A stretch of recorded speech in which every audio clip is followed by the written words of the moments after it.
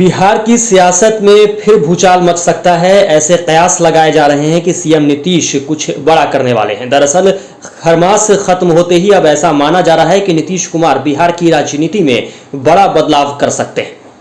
वहीं अब इसको लेकर चिराग पासवान ने भी बयान दिया है। लोक जनशक्ति पार्टी रामविलास के राष्ट्रीय अध्यक्ष और जमुई के सांसद चिराग पासवान आज पटना पहुंचे, जहां पटना एयरपोर्ट पर पत्रकारों से बात करते हुए चिराग पासवान ने कहा कि जिस तरह से आज मुख्यमंत्री नीतीश कुमार का बॉडी लैंग्वेज दिख रहा है, उससे यह स्पष्ट होता है कि अब बिहार की राजनीति बदल सकती है। चिराग पासवान ने कहा कि राम मंदिर का निर्माण होने से कई राजनीतिक दलों की राजनीति समाप्त हो गई है। वहीं चिराग ने राजद नेता तेज प्रताप के बयान पर पलटवार करते हुए कहा कि जो लोग इस मुद्दे पर राजनीतिक फायदा उठाना चाहते हैं, उनमें अब बौखलाहट दिख रही है। चिराग पासवान ने क्या कुछ कहा, आप खुद ही सुन लीजिए। वो नाखुश होते हैं, उनकी बॉडी लैंग्वेज परिस्थितियों के हिसाब से बदलती हैं। हमने वो दौर भी देखा जब एनडीए में रहते हुए ये इफ्तार के लिए उनके यहाँ पैदल चलकर गए थे, और आज जब वो उसी गठबंधन में हैं तब वो वहाँ पे पहुँच रहे हैं, पर बॉडी लैंग्वेज से अगर वो नाखुश दिख रहे हैं। खरमास समाप्त हो चुका है।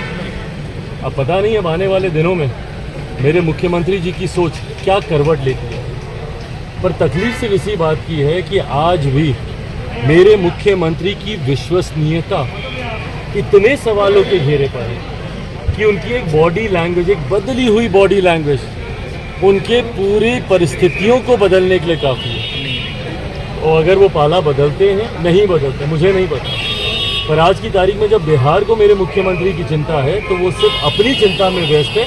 ये बिहार के लिए आपको अभी लगता है कि खरमास बाद जो खेला होने की संभावनाएं थी वो बरकरार है, हो सकती है? कुछ भाई कुछ भी हो सकता है। When it comes to my chief minister, anything is possible sir. 22 जनवरी नेवर से नेवर। वो अपनी महत्वाकांक्षाओं को साधने के लिए किसी भी हद तक वो जा सकता है। 22 जनवरी को सर राम मंदिर की प्राण प्रतिष्ठा होनी है। 22 जनवरी को राम मंदिर की प्राण प्रतिष्ठा होनी है, और तेज प्रताप यादव का बयान आया है कि राम जी मेरे सपने में आए थे, वो नहीं आएंगे 22 तारीख को। अब बताइए, आज की तारीख में 21वीं सदी में यकीनन ये आस्था का विषय है। राम मंदिर पूर्णतः आपकी आस्था के साथ जुड़ा हुआ है, और हम सब राम भक्तों का दशकों से देखा गया सपना 22 तारीख को पूरा होने वाला है।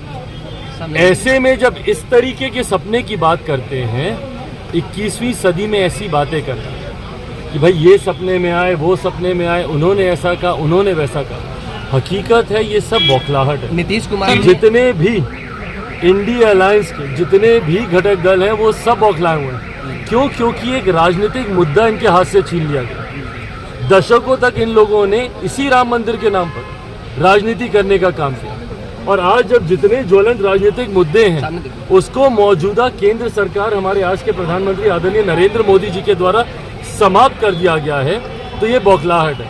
राम मंदिर पर इन्होंने दशकों तक राजनीति की, धारा 370 पर इन्होंने दशकों तक राजनीति करने का काम किया, विमेन रिजर्वेशन बिल पर इन्होंने दशकों तक राजनीति करने का काम किया। आज जब ये तमाम विवादित मुद्दे सुलझा दिए गए हैं, यही बौखलाहट है। तभी किसी के सपने में आते हैं, किसी को शादी याद आती है, किसी को बाप का श्राद्ध याद आता है। हकीकत है एक बड़ा अध्याय भारतीय राजनीति के साथ जुड़ने जा रहा है 22 तारीख।